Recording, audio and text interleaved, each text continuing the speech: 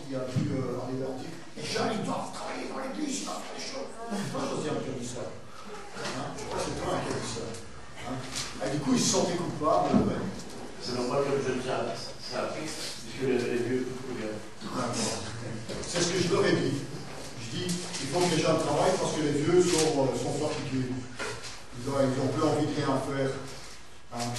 Mais après, j'ai un peu modifié ma réponse et j'ai dit, c'est le devoir de chaque enfant de Dieu de s'investir.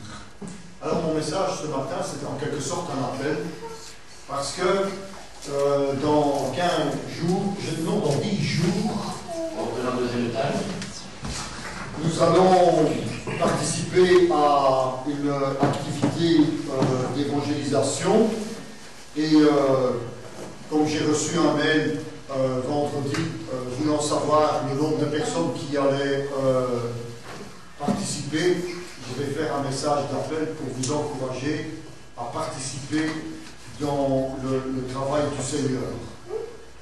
Oui, vous savez, vous me connaissez, hein, moi je ne suis pas le genre à vous dire que si vous ne faites rien, vous allez aller en enfer. Hein, de toute façon, vous allez en enfer. Ah non, parce que vous avez accepté Jésus comme votre sauveur. Du coup, vous allez. Hein, mais il faut faire quelque chose. Parce qu'il faut être reconnaissant quelque part envers les gens qui nous entourent de ce qu'il a fait pour nous. Il nous a donné la vie éternelle et nous ne pouvons pas garder ça pour nous-mêmes. Nous avons la responsabilité de au moins le communiquer. S'ils n'en veulent pas, ils n'en veulent pas, ça c'est leur affaire. Hein. On n'a jamais pu obliger un cancéreux à prendre son traitement. Hein. Mon fils, il a un ami qui est mort maintenant. Ils étaient tous les deux à l'hôpital. Hein. J'ai un fils qui a eu une leucémie. Et il a pris son traitement. Et vous savez, quand on prend des traitements pour la leucémie, c'est très lourd, c'est très dur. On est fatigué, on perd les cheveux, et toutes les choses comme ça, qui fait que quelquefois, c'est tellement douloureux qu'on n'a pas envie de prendre le traitement. J'ai encouragé mon fils, je dis, il faut qu'il arrive, tu vas en sortir. Son ami avec qui il était, il a fait aussi une greffe, et la greffe n'a pas marché. Et il a dit, bon, ça ne marche pas. Alors il est retourné à la maison, et il a essayé de prendre son traitement, il est mort. On ne peut pas obliger les gens. Mais si tu ne vas pas à Christ, tu mourras. Alors, nous avons la responsabilité de au moins annoncer. Comme je disais à Gustave tantôt, je dis, la seule chose qu'on peut faire, c'est de faire des disciples. Amener les gens à écouter. Et puis après, quand ils auront bien suffisamment écouté, ils vont vous dire, ben moi je veux me faire baptiser. Et une fois qu'on les a baptisés, on va les enseigner pour qu'ils puissent marcher comme des enfants de Dieu. C'est le désir dans notre Église, c'est mon désir. C'est la raison pour laquelle je veux connaître et apprendre le plus possible la parole de Dieu pour que je puisse le partager avec vous. Pour que vous puissiez avoir un plaisir de marcher avec le Seigneur. Moi, je ne veux pas que vous marchiez avec Dieu, que ce soit contraignant, que vous dites, bon, je suis obligé de marcher avec Dieu parce qu'autrement je vais pas aller au ciel. Il ne faut pas avoir cette perspective-là. Si vous vous êtes converti avec cet objectif-là, laissez tomber, allez dans le monde, faites tout ce que vous voulez, vous serez quand même perdu. Hein?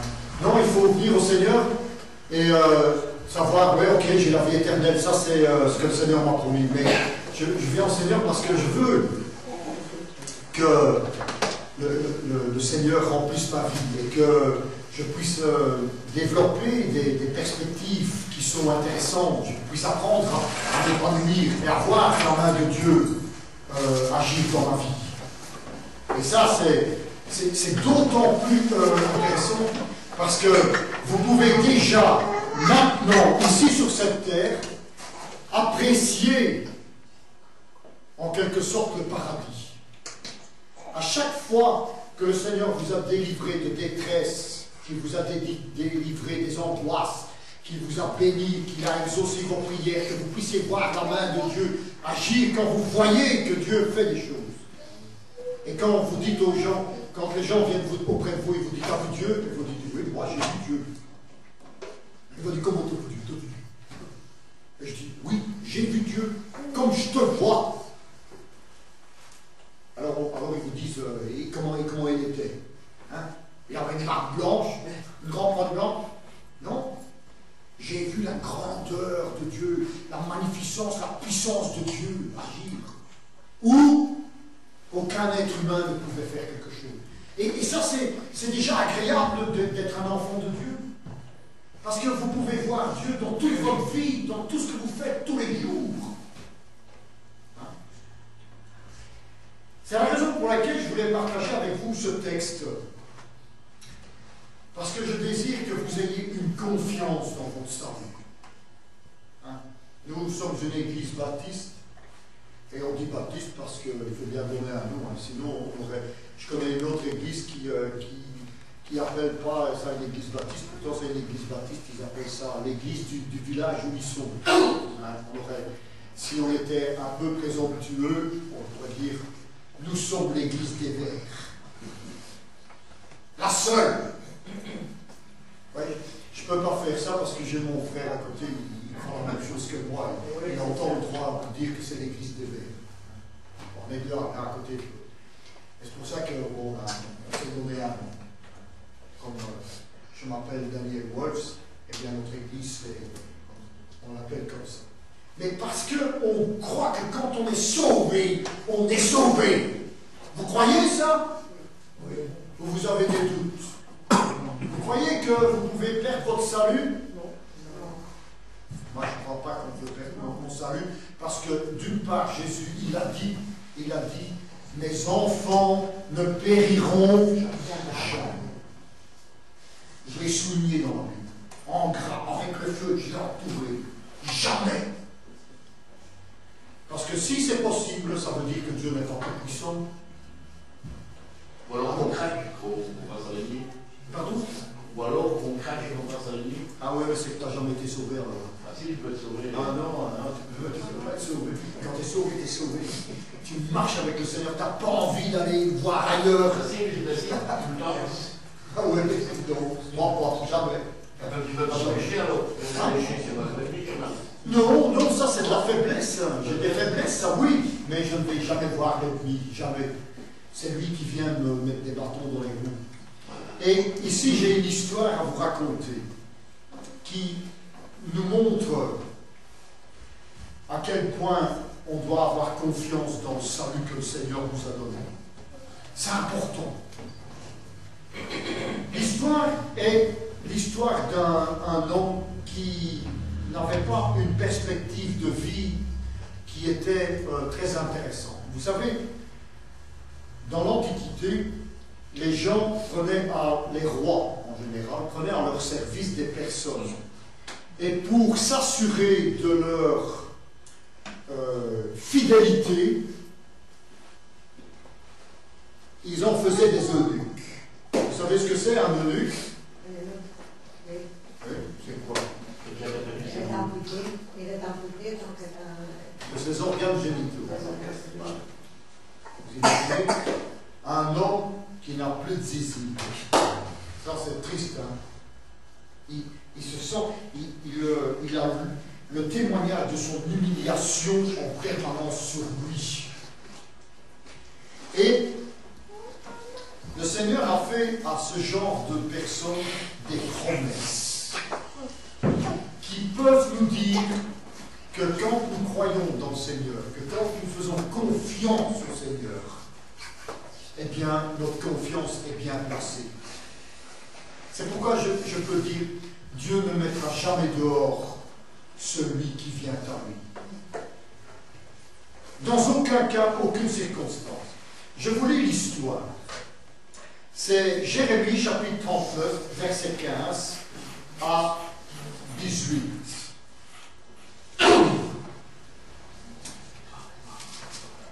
Regardez ce que le texte dit. La parole de l'Éternel fut adressé à Jérémie. Moi, j'ai trouvé ça marrant parce que je me suis dit, mais pourquoi est-ce qu'il a adressé la parole à Jérémie? Pourquoi il n'est pas allé trouver la personne de suite? Hein? Vous n'êtes jamais posé la question? L'Éternel s'adressait à une personne pour aller dire à un autre. C'est Dieu a parlé au prophète Nathan pour aller dire à David qu'il avait péché avec Bathsheba. Pourquoi est-ce qu'il ne l'a pas dit? Pourquoi est-ce qu'il ne l'a pas dit à David de suite? Je me suis toujours posé la question. Mais je crois que j'ai eu la réponse un jour. Jésus-Christ a institué l'Église et il a mis des membres dans l'Église. Chacun d'entre vous, vous êtes membre du corps de Christ. Et Dieu parle à vous pour aller parler au voisin d'en face, à votre voisin de chez vous. On aurait pu dire, ben oui, mais pourquoi Dieu ne parle pas directement? Ben non. Dieu est comme ça. Il vous fait confiance. Vous croyez en lui? Vous aimez Dieu? Dieu vous parle. Et quand il vous parle, vous êtes enthousiaste. Vous êtes réceptif. Dieu me parle à moi. Il me fait quelque chose à moi. Ça veut dire qu'il m'apprécie. Dieu me parle. Et il me dit, va dire au monsieur, il a dit comme ça, comme il le disait dans le texte, en ces mots, pendant qu'il était enfermé dans la cour de la prison. En général, quand on est dans une situation très défavorable, quand Dieu vient nous parler, on n'est pas toujours très réceptif. Moi, pour moi-même, quand Dieu vient me parler et que je ne suis pas bien, que je suis fâché ou irrité, j'ai une tendance à ne pas toujours écouter. L'Éternel doit parler un peu fort pour que ça perce mon oreille. Il lui parle. Il était enfermé dans la prison. Va, parle à Ebed-Melech, l'Éthiopien, et dis-lui, ainsi parle l'Éternel des armées, le Dieu d'Israël. Voici, je vais faire venir sur cette ville des choses que j'ai annoncées pour le mal, et non pour le bien. Elles arriveront en ce jour devant toi, mais en ce jour, je te délivrerai, dit l'Éternel. Et tu ne seras pas livré entre les mains des hommes que tu crains. Je te sauverai, et tu ne tomberas pas sous l'épée. Ta vie sera ton butin, parce que tu as eu confiance en moi, dit l'Éternel. Vous voyez? Le Seigneur a du respect pour celui qui l'apprécie, pour celui qui lui fait confiance. Cette semaine, j'étais découragé et j'étais contrarié. Mon épouse peut vous le raconter, j'étais vraiment décontracté. Et ça m'énervait fort, vraiment. Mais comme j'ai appris en étudiant le livre de Job que je n'ai pas à faire des reproches à l'Éternel, je ne peux pas le considérer comme étant injuste en ma faveur parce qu'il m'arrive des choses qui me contrarient, qui ne me font pas plaisir. J'avais décidé, j'ai dit Seigneur, garde mon cœur et mes pensées en Jésus-Christ. Et donne-moi la force et le courage de rester fidèle. Ce n'est pas de ta faute. Si tu veux me tuer, tu me tues, mais je te reste fidèle. Je ne vais pas baisser les bras. Je ne voulais vraiment pas être contrarié. Je voulais vraiment que le Seigneur soit glorifié dans ma vie. J'avais vraiment ce désir. Parce que j'avais appris ça en étudiant Job et j'ai dit, Dieu ne me doit rien. Et Dieu est Dieu. Et il fait ce qu'il veut. Moi, je suis Daniel Watts et je dois marcher et je dois lui faire confiance. Je ne connais pas les implications. Je ne sais pas pourquoi Dieu a permis que ça arrive. Parce que une des raisons pour laquelle j'étais vraiment contrarié de cet événement, c'est parce que la veille, j'avais été chercher ma marchandise et je ne sais pas, j'avais eu un flash comme ça, comme quoi il faut que je vérifie parce que comme il doit aller loin, il faut qu'il n'y ait pas d'erreur. Et moi, je ne suis pas une personne perspicace, je ne suis pas comme Sherlock Holmes, qui voit tous les détails, tout comme ça, tout ici, tout penser à l'avant. Moi, j'ai une tendance, et c'est un défaut, on m'a fait du reproche, quand je prends une lettre, hein, comme il y a 2, 4 pages, je ne lis pas ligne par ligne, je lis en diagonale. Du coup, je perds la moitié. Et j'ai un peu fait ça, je crois. J'ai regardé, j'ai vérifié, et tout, j'ai regardé, oui, ça me paraissait bon. Et la raison pour laquelle j'étais contrarié, c'est parce qu'il manquait quelque chose. Et le monsieur, il doit se taper 180 km pour le faire. Vous imaginez, 180 km, ça coûte, hein. Du coup, il faut repayer encore une fois le déplacement. C'est ça qui me rite, quoi. Ça me dit la fin. Et je ne voulais pas me laisser envahir par ça. Je dis, pourtant le Seigneur m'avait montré, j'ai regardé, ça me semblait bon.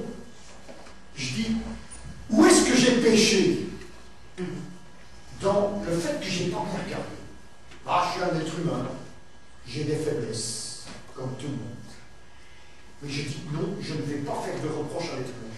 Et pendant toute la matinée, j'ai renié ça dans mon cœur, dans mon âme, j'ai dit non, et non, et non. Je ne voulais pas. Je voulais rendre gloire à Dieu. Je voulais que Dieu soit glorifié. Je voulais que Dieu soit béni. Je voulais vraiment faire les choses bien. Et c'est la raison pour laquelle, après, j'étais tout à fait content, parce que le Seigneur, il rentrant à la maison, hein, j'ai dit, la journée est foutue aujourd'hui. Hein. J'ai déjà perdu de l'argent avant de commencer. Et là, j'ouvre mon verre, une belle commande qui rentre. Ah, je dis merci Seigneur. Voilà. Je suis resté fidèle, le Seigneur m'a béni. Dans l'après-midi, hein, je suis sur un projet qui est très difficile. Le Seigneur a encore mis du baume sur mon cœur pour que je sois apaisé. J'ai dit voilà.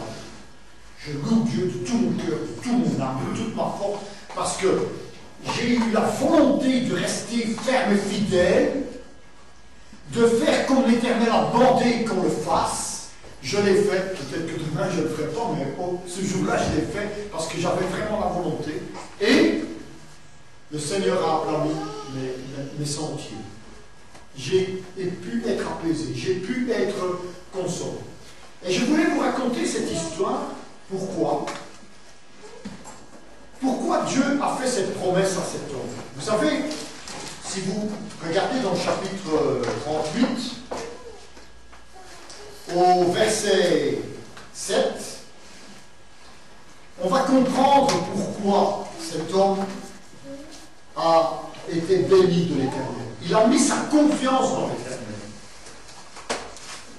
Jérémie était un prophète de Dieu qui annonçait les choses de Dieu. Et Édet-Mélec était un Éthiopien. Il n'était même pas juif.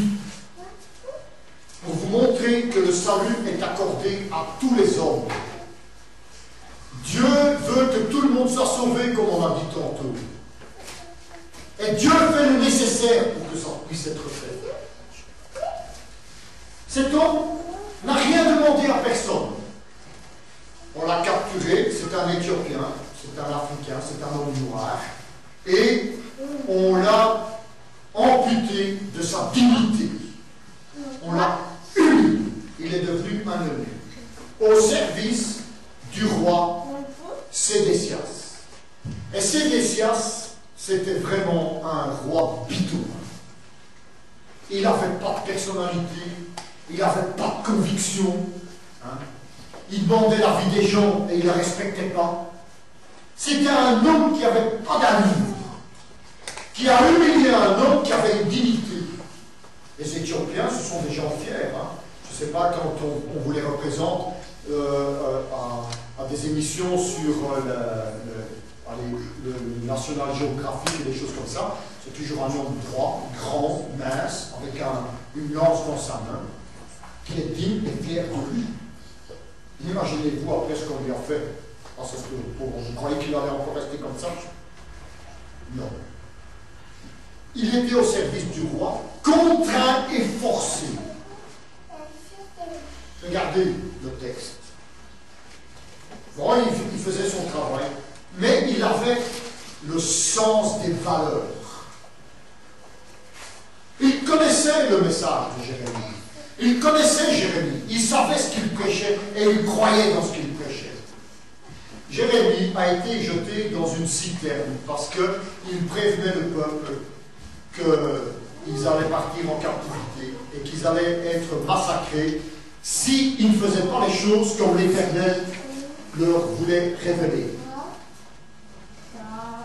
Ils s'en foutaient. Et les gens n'étaient pas d'accord. Et le roi Sédécias, se laissant influencer, vous lisez ça dans les premiers versets, se laissant influencer par toute son administration qui était autour de lui, a dit, je le livre entre vos mains, faites ce que vous voulez avec. Pourtant, quand on lit à partir du verset 14, on voit que Sédécias est allé trouver Jérémie pour lui demander, qu'est-ce que je dois faire, hein? Comment je dois faire pour être épargné de la colère de l'Éternel? Il lui a demandé la vue, et puis quand on lit la page plus loin, on dit, tout il a fait autrement. Pour vous dire que, quelquefois, on se dit, mais à quoi ça sert de prêcher, hein? Vous n'êtes jamais posé la question? Je prêche, j'annonce l'évangile aux gens, je dis, à quoi ça sert? Ça sert. Vous avez peut-être l'impression que ça ne sert à rien, mais ça sert. D'une part, parce que ça fortifie votre foi. Parce que ça témoigne de ce que vous croyez. Et cet homme, regardez dans le verset 8, Ebed-Melech sortit de la maison du roi et parla ainsi au roi. Ô roi, mon Seigneur, ces hommes, c'est-à-dire il parle de son administration entre les mains duquel il a livré Jérémie. Il leur dit, ces hommes ont mal agi en traitant de la sorte Jérémie le prophète, en le jetant dans la citerne. C'était une citerne qui était sèche, il n'y avait plus d'eau dedans, mais dans le fond il y avait de la boue. On sait qu'il était dans la boue jusque dans les genoux. Vous imaginez? On l'a mis là-dedans et on voulait le laisser mourir. Et il a dit, il mourra de faim là où il est, car il n'y a plus de pain dans la ville. Vous voyez, c'était la famine, étant donné qu'ils étaient envahis par les Chaldéens. Alors, ils étaient opprimés, ils ne savaient plus avoir à manger, la nourriture n'arrivait plus dans la ville pour qu'ils puissent avoir du pain. Ils étaient dans une profonde détresse. Et malgré ça, ils ne voulaient pas écouter la parole de Dieu. Alors cet homme a dit, mais non, ce que vous faites, c'est mal. Il va mourir. Le roi donna cet ordre à Ebed-Melech, l'Éthiopien. Prends ici 30 hommes avec toi, et tu retireras de la citerne Jérémie le prophète avant qu'il meure. Vous voyez, de nouveau il change d'avis. Hein? Un jour ou deux avant, il avait donné à son administration le pouvoir de jeter Jérémie dans la prison, et maintenant, il lui donne la possibilité de l'enlever. Et ils l'ont enlevé, Jérémie. Et il était dans la cour. Et c'est là où Jérémie a eu l'occasion de parler à cet eunuque pour lui dire ce que l'Éternel va faire pour lui. Il va le délivrer de la détresse de destruction. Dieu accorde la vie éternelle. Crois-tu au Seigneur Jésus, tu seras sauvé. On voit une situation de détresse ici. C'était une période de guerre. Mais quand nous vivons dans le péché, c'est aussi une période de guerre. Nous sommes envahis par nos passions, nos convoitises. Nous sommes envahis par la pression du monde qui veut nous détruire, qui veut nous imposer des choses qu'on n'a pas toujours envie. C'est une guerre. Nous vivons aussi une malédiction spirituelle, parce que nous ne voulons pas écouter le merveilleux plan du salut que Dieu nous donne. Nous ne voulons pas mettre en pratique, nous qui croyons, ce que Dieu fait pour nous et ce qu'il demande de nous. Nous sommes dans une vie amoindrie et esclave, comme l'eunuque, perdu sa dignité. Nous sommes aussi nus devant le monde. La deuxième chose que l'on voit, c'est une promesse de salut. On voit ici Jérémie qui est interpellé par Dieu pour lui dire, va dire à cet homme la promesse que tu lui donnes. Les péchés seront jugés, quoi qu'il arrive.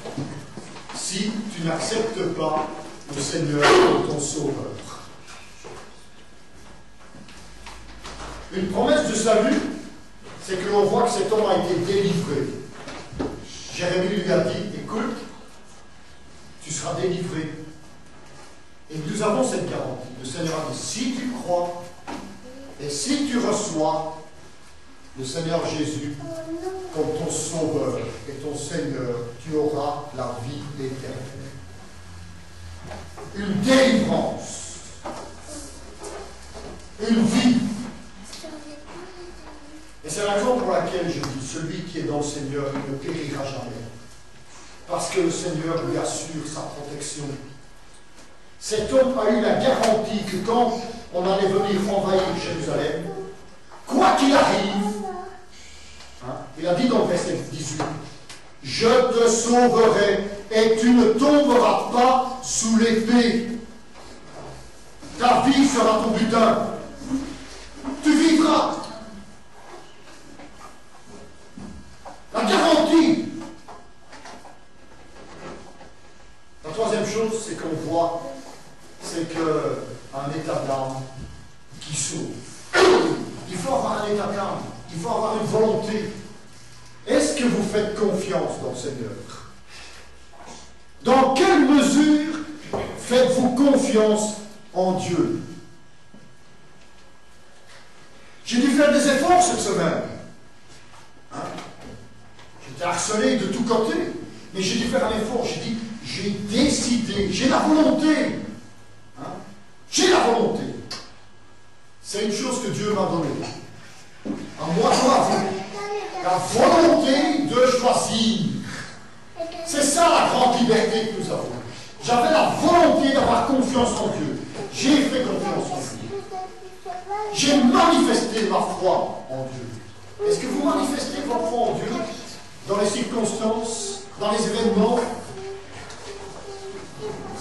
Est-ce que vous vous laissez appeler par Dieu quand il vous appelle? Quand on vient vous annoncer la bonne nouvelle comme je fais maintenant, est-ce que vous vous laissez convaincre de ce que Dieu a besoin de vous, de ce que Dieu désire de vous? Est-ce que vous vous laissez interpeller? Le Seigneur a dit dans l'évangile de Jean au chapitre 1 verset 12, il a dit ceci: mais à tous ceux qui l'ont reçu, à ceux qui croient en son nom, elle a donné le pouvoir, vous entendez ça? Le pouvoir de devenir un enfant de Dieu. Et si je deviens un enfant de Dieu, je dois me comporter comme un enfant de Dieu. Vivre comme un enfant de Dieu. Et c'est ce que le Seigneur désire de notre part. C'est la raison pour laquelle je vous fais un appel ce matin. Laissez le Seigneur vous convaincre que votre vie doit être entièrement à lui tous les jours, dans tous les aspects. Et mon deuxième appel, c'est qu'on a besoin de vous pour notre campagne d'évangélisation auprès des enfants. On a besoin que vous disposiez, que vous mettez à disposition du Seigneur quelques heures pour faire de la distribution, ou bien pour nous aider quand nous serons dans le parc, pour témoigner de ce que le Seigneur fait pour nous aux parents qui seront présents quand nous animerons des spectacles pour les petits-enfants. Josaphat. Alors, venez me dire, à partir du 22 juillet, mais la semaine avant, on a besoin de vous pour distribuer dans les boîtes aux lettres ou dans les quartiers pour... oui, ça aussi. Oui. On va faire, t'inquiète. Mais il faut que, avant que moi je fasse des choses, il faut que je puisse compter sur vous. Parce que moi je ne vais rien faire si vous ne faites rien non plus.